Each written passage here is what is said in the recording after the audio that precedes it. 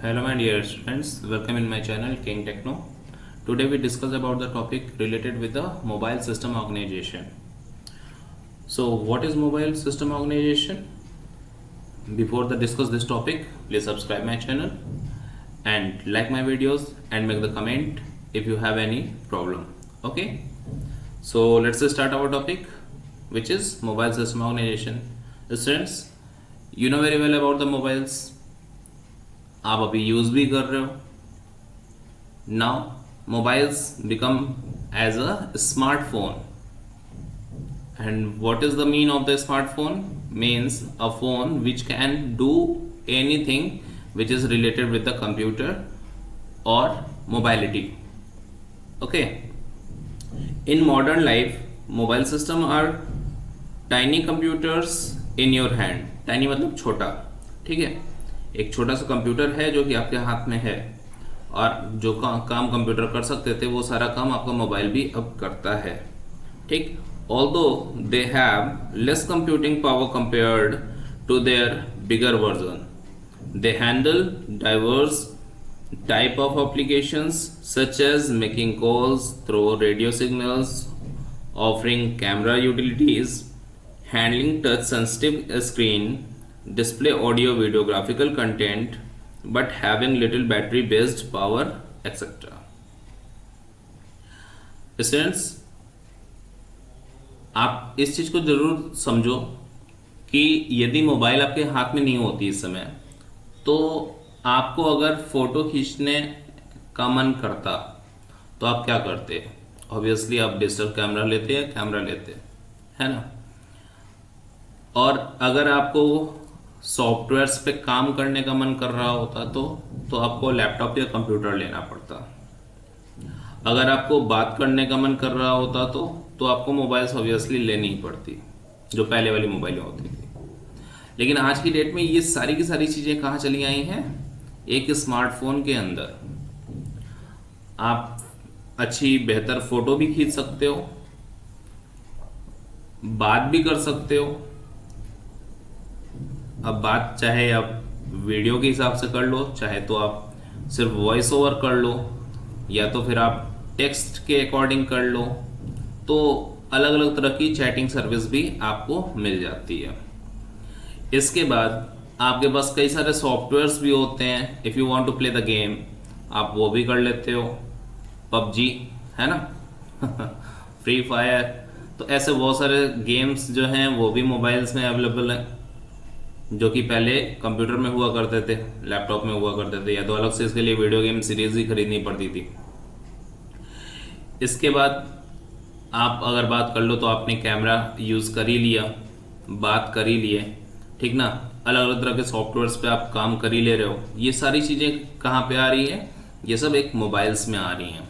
और मोबाइल जो है, जो कि लेस पावर कंजप्शन करती है, ये बहुत कम पावर में ही चल रही होती है ना. तो ये सारी चीज़ें जो होती हैं ये मोबाइल्स कर रही हैं. आज हम लोग इसी के बारे में पढ़ेंगे कि मोबाइल सिस्टम ऑर्गेनाइजेशन क्या होता है, यानी उसका जो सिस्टम है मोबाइल के अंदर, जो सिस्टमैटिक तरीके से जो चीज़ें लगाई गई हैं वो क्या हैं, किस तरह से फंक्शन करती हैं. Okay, so let's start. This is the system organization architect, है ना. ये सिस्टम का ऑर्गेनाइजेशन आर्किटेक्ट है. ये बताता है आपको कि आप किस तरह से मोबाइल सिस्टम पे काम कर पा रहे हो, ठीक ना. मोबाइल सिस्टम में क्या क्या चीज़ें जो है वो अवेलेबल हैं. ओके, तो this one is the display सब सिस्टम. एक मोबाइल है, उस मोबाइल के अंदर की जितने पार्ट्स हैं उन सबको हम लोग अलग अलग तरीकों से डिफाइन कर दिए. तो इस तरह से एक यहाँ पे डायग्राम तैयार हो गया है मोबाइल का, जिसको हम लोग मोबाइल सिस्टम ऑर्गेनाइजेशन कहते हैं. और आप देखो कि इसमें क्या क्या चीज़ें मौजूद हैं. एक तो डिस्प्ले सब सिस्टम है, और डिस्प्ले भी कैसा? एक कीबोर्ड टाइप का और एक डिस्प्ले स्क्रीन टाइप का, है ना.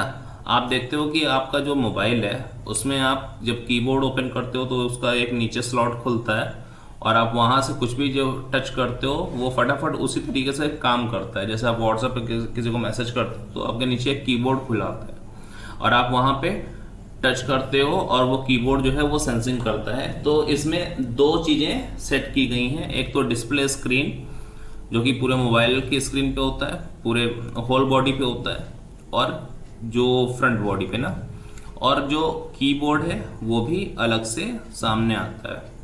तो ये डिस्प्ले सब सिस्टम है। ये किससे जुड़ा हुआ है? तो देखो ये सीपीयू का पार्ट है, ठीक ना। मोबाइल में भी सीपीयू, भाई मोबाइल जो है वो भी तो एक तरह का कंप्यूटर है, तो उसमें भी सीपीयू होता है, ठीक है। तो मोबाइल, ये जो डिस्प्ले सिस्टम है वो सीपीयू से जुड़ा हुआ है और कैमरा से जुड़ा हुआ है। कैमरे से जो भी चीज़ें दिखती हैं वो सब चीज़ें डिस्प्ले में आपके सामने आती हैं, ठीक। तो कैमरा जो है वो किससे जुड़ा हुआ है? वो भी सीपीयू से जुड़ा है, और किससे जुड़ा है? वो डिस्प्ले से जुड़ा हुआ है। तो आपका कैमरा दो पार्ट से जुड़ गया, सीपीयू से और उससे मोबाइल की स्क्रीन से, ठीक है। इसके बाद ये सीपीयू जो है, इसके दो पार्ट देखिए यहाँ पे दिखा रहा है, एक कम्युनिकेशन प्रोसेसर है और एक हमारा क्या है, एप्लीकेशन प्रोसेसर। कम्युनिकेशन प्रोसेसर जो है वो जाहिर सी बात है कम्युनिकेट कराता है, यानी बात कराता है, ठीक।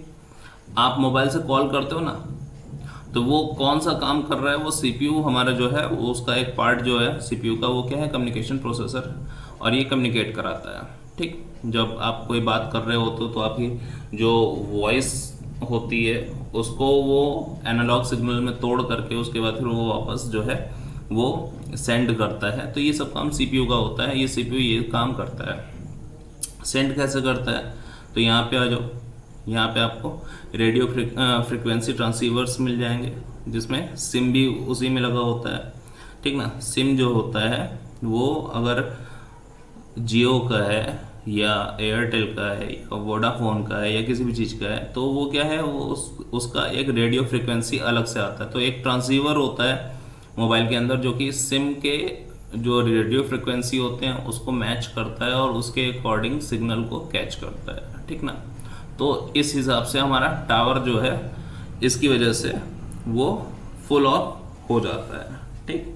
तो यहाँ पे हमको पूरी तरह से टावर मिलने लगते हैं, किससे? रेडियो फ्रिक्वेंसी ट्रांसीवर से, जो कि मोबाइल में एक अलग पार्ट में रखा हुआ है। ओके, सीपीयू का एक दूसरा पार्ट है जो कि है एप्लीकेशन प्रोसेसिंग यूनिट। अभी एप्लीकेशन प्रोसेसिंग यूनिट ये क्या करता है? ये उन सॉफ्टवेयर्स पे काम करता है जो कि आपके मोबाइल में मौजूद है, जैसे व्हाट्सएप, फेसबुक। जब आप व्हाट्सएप खोलते हो तो व्हाट्सएप के अकॉर्डिंग मोबाइल काम करती है, जब फेसबुक खोलते हो तो उसके अकॉर्डिंग काम करती है, जब अपना टिकटॉक खोलते हो तो उसके अकॉर्डिंग काम करती है। टिकटॉक तो खत्म ही हो गया, कोई बात नहीं, और भी बहुत सारे सॉफ्टवेयर्स हैं जिसपे मोबाइल्स उसी के अकॉर्डिंग काम करती है। आपका पूरा पूरा जो एनवायरनमेंट होता है मोबाइल का वो चेंज हो जाता है एक एप्लीकेशन के अकॉर्डिंग, है ना। और उस एप्लीकेशन से जुड़ा होता है स्टोरेज यूनिट। उस एप्लीकेशन से, जैसे आपने वो व्हाट्सएप में कोई फाइल मंगाई, वीडियो फाइल, उसको डाउनलोड किया, तो वो डाउनलोड होते हुए कहाँ चला गया? स्टोरेज में, ठीक ना। तो इस हिसाब से आपका स्टोरेज जो होता है वो भी भर रहा होता है। यहाँ पे रैम और रोम की बात कर लेते हैं। तो रैम और रोम ये थोड़ा सा प्रॉब्लमेटिक होता है, बहुत लोग कंफ्यूज होते हैं इससे, ठीक ना। रैम जैसा हमारे कंप्यूटर में काम करता है, रैम, हम लोग जब कंप्यूटर के लिए बात करते हैं तो उसमें हम लोग बोलते हैं कि रैम है, रोम है, ये प्राइमरी मेमोरी होती है, एक रैंडम एक्सेस मेमोरी होता है, एक रीड ओनली मेमोरी होता है, ठीक ना। और प्राइमरी मेमोरी होता है तो वो सिर्फ मतलब परमानेंट स्टोर करने के लिए यूज़ नहीं किया जाता, ठीक। जबकि मोबाइल्स में जब हम लोग बात करते हैं तो मोबाइल में रैम तो ठीक है, फिर भी रोम थोड़ा सा कंफ्यूजिंग हो जाता है ना। मोबाइल्स आप जब खरीदने जाते हो तो आप देखते हो कि आपका 4 GB रैम है, 64 GB उसकी क्या होती है? रोम होती है, ठीक ना। तो ये रोम का क्या कॉन्सेप्ट है, आप ऐसे समझो। आप अपनी मोबाइल्स जब देखते हो तो मोबाइल अगर आपका 464 है या आपको 16 GB का रोम मिला होगा, ठीक ना। अगर 2 GB और 2 GB के साथ अगर आप लिए होंगे तो 16 GB का मिला होगा, ठीक ना। 32 GB का भी मिलता है। तो आप देखते होगे कि उसमें कम से कम 7-8 GB ऐसा होता है जिसको आप यूज़ ही नहीं कर पाते हो। तो क्यों नहीं यूज़ कर पाते? एक्चुअल में क्या होता है ना कि ये रोम पार्ट जो होता है ये हमारे मोबाइल का जो सॉफ्टवेयर सिस्टम होता है उस पूरे सॉफ्टवेयर सिस्टम को अपने पास स्टोर करके रखता है, जिसकी वजह से जब आप कभी कंप्लीट फॉर्मेट मारते हो अपनी मोबाइल को, तो पर भी जो मोबाइल के प्री इंस्टॉल्ड सॉफ्टवेयर्स थे वो नहीं खत्म होते। आपके थ्रू जितने भी सॉफ्टवेयर्स या डेटा डाले गए होते हैं वो खत्म हो जाते हैं, क्योंकि रोम जो है वो 2 पार्ट में बटा होता है। एक ऐसा पार्ट जो कि मोबाइल के लिए फिक्स है, वो मोबाइल का अपना उतना पार्ट फिक्स होगा।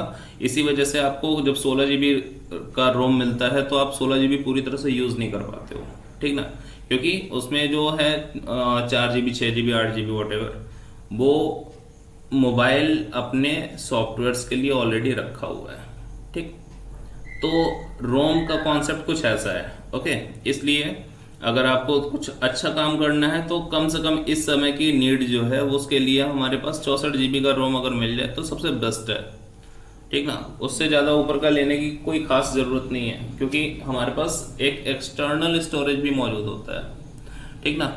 तो अगर हमारे पास 64 GB का रोम लगा हुआ है तो हम 32 GB का स्टोरेज आराम से यूज़ कर सकते हैं, ठीक। तो ये वाली चीज़ जो होती है वो रैम रोम का कॉन्सेप्ट होती है, जो कि मेमोरी के रूप में हमारे मोबाइल में मौजूद होती है और थोड़ा सा कंफ्यूजिंग होती है, लेकिन हमको समझना होगा। रैम तो ठीक है, ये हमारे लिए 3 GB 4 GB का रैम हमको मिल जाता है मोबाइल में, लेकिन रोम जो है ये अगर हमारे पास 16 GB है तो आप मान के चलना कि आप सिर्फ उसमें 8 GB ही यूज कर पाओगे, उससे ज़्यादा यूज़ नहीं कर सकते हो, ठीक है। तो ये वाली चीज़ जो है वो हमको समझनी है। इसके बाद हमारे पास कुछ कोडेक मौजूद हैं, ठीक ना। ये क्या करते हैं, ये फ्रीक्वेंसी को कन्वर्ट करते हैं, ठीक ना। अब जैसे यहाँ पे हमारे पास देखिए माइक है, जब आप मोबाइल में माइक लगा करके बोलते हो, माइक मतलब आपका माइक्रोफोन भी माइक की तरह से काम करता है, ठीक ना। तो आप उसको जब लगा के बोलते हो तो क्या होता है, एक ऑडियो जो है वो इंटरनली जाता है, वो वापस से कन्वर्ट होता है और वो इधर कम्युनिकेशन प्रोसेसर में चला जाता है, जो कि फिर इसके थ्रू जो है वो दूसरी जगह पे बात करने के लिए पहुंच जाता है। तो ये जो है ये क्या होता है, हमारे मोबाइल्स में स्पीकर और माइक्रोफोन दोनों लगे होते हैं। एक आप कान में लगाए रहते हो तो आपको सुनाई देता है, दूसरा आप बात कर रहे होते हो तो वहाँ से एक दूसरा हमारा ऑडियो फ्रिक्वेंसी जो होता है वो कन्वर्ट होकर के मोबाइल के अंदर जाता रहता है। तो इतनी चीज़ें जो हैं वो मोबाइल में इसकी भी बहुत खास ज़रूरत होती है, क्योंकि अगर हमको बात करना है तो हमको वहाँ पे माइक्रोफोन और स्पीकर्स चाहिए होते हैं। मोबाइल का अपना माइक्रोफोन अलग से होता है जो मोबाइल में इनबिल्ट होता है, प्री इनबिल्ट होता है। आप अलग से भी अपना हेडफोन या ईयरफोन लगा करके आप उसका यूज़ करते हो, ठीक ना। तो वो एक अलग मैटर हो गया। मोबाइल के पास ये चीज़ मौजूद है जिसकी वजह से आप बात करते हो और वो कम्युनिकेशन प्रोसेसर के थ्रू जो है वो दूसरे जगह पे पहुंच जाता है। और इसके सब के बाद हमारे पास बचता है पावर मैनेजमेंट। तो पावर मैनेजमेंट क्या होता है, इसमें बैटरी पैक होती है, बैटरी मैनेजमेंट होती है और चार्जर होता है, ठीक ना। चार्जर का वो पॉइंट जहाँ से मोबाइल में चार्जर खोसा जाता है और वहाँ से वो चीज़ जो है वो बैटरी को वो फुल करता है, ठीक ना। अभी ये बैटरी पैक जो है वो बैटरी यहाँ से चार्जर के थ्रू जो है वो फुल हो जाएगी। बैटरी मैनेजमेंट जो होगा वो आप अक्सर करके आप देखते होंगे कि आपकी मोबाइल्स भी आपको इंडिकेट करती रहती है कि आपका जो सॉफ्टवेयर है वो बहुत तेज़ी से बैटरी खा रहा है, आप उसको मैनेज कर दो, उसको बंद कर दो, या कुछ ऐसा ऑप्शन देता रहता है अक्सर करके, ठीक ना। तो ये बैटरी मैनेजमेंट होती है। ये भी सिस्टम जो है मोबाइल जो है वो काम करता रहता है। वैसा भी नहीं है कि मोबाइल पूरी तरह से बैटरी को बचाने के चक्कर में सारा सॉफ्टवेयर ही बंद कर दे, अगर ऐसा होगा तो मोबाइल बंद हो जाएगी, ठीक। तो कंप्यूटर जानता है, सॉरी मोबाइल जानता है कि ये सारी चीज़ें में जितनी भी सॉफ्टवेयर चल रहे हैं उसमें से कौन से ऐसे सॉफ्टवेयर हैं जिनको हमको चलाते ही रहना है, चाहे बैटरी लास्ट क्यों ना हो जाए तब तक भी हमको उसको चलाते रहना है, क्योंकि अगर हम चलाते रहेंगे तो ही मोबाइल जो है वो ऑन रहेगी, ठीक ना। तो बैटरी मैनेजमेंट जो है ये भी मोबाइल ईजिली करता है और किस सॉफ्टवेयर को कितना पावर देना होता है वो सारी चीज़ें ये जानता है अच्छे से। तो ये ओवरऑल मोबाइल सिस्टम ऑर्गेनाइजेशन था जिसमें मोबाइल किस तरह से काम करती है, क्या चीज़ें होती हैं वो आपको बताया गया। इसमें आपको अगर कोई कन्फ्यूज़न होगा तो ज़रूर हमको मैसेज करिएगा, कमेंट करिएगा। अगर कोई भी प्रॉब्लम आ रही है तो ज़रूर पूछेगा कि किस तरह से वो सॉल्व की जाएगी, मैं आपको बताऊंगा, ठीक ना। कमेंट सेक्शन में इसको ज़रूर लिखिएगा। बाकी चैनल को आप सब्सक्राइब कर लीजिए ताकि आपको सारे वीडियोस मिलते जाएं। तब तक के लिए हैव ए नाइस डे।